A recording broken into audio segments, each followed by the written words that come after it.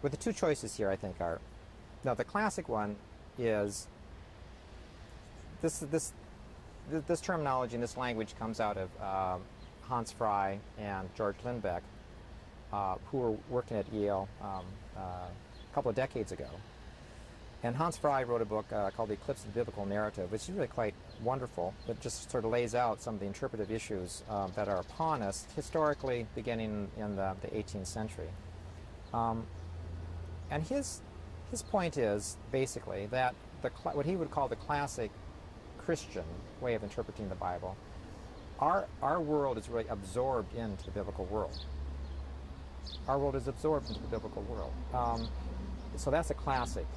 So you think in biblical categories. You think in terms of the biblical narrative. The stories of the Bible become the stories that become one's own stories in different ways. And that was basically the way that the Bible functioned up to the beginning of the modern era.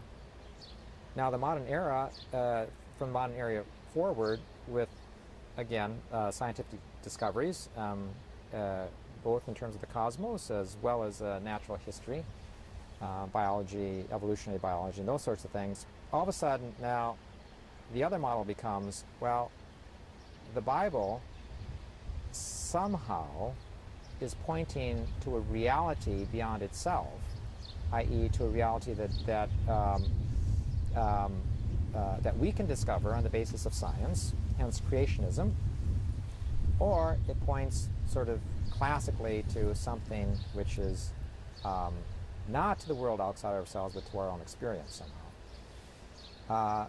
Now, I think in terms of my own theological work, I am much more akin to the notion that the Bible should absorb our world rather than our world absorb the Bible. Now, there might be some problems with that because it sounds, quote-unquote, very conservative, but the way Hans Frey and George Lindbeck thought about this is that the Bible never intended to describe the world that we have discovered in terms of modern science. So to try to fit the Bible in a world described in terms of modern science is really distorting the Bible. So there might be a third way of having the Bible absorb our world in a way that does not continually reference outside of the Bible itself, but stays within the Bible and its own narrative and its own theology. And in terms of my work, that's sort of foundational in the sort of thing that sorts of things that I try to do.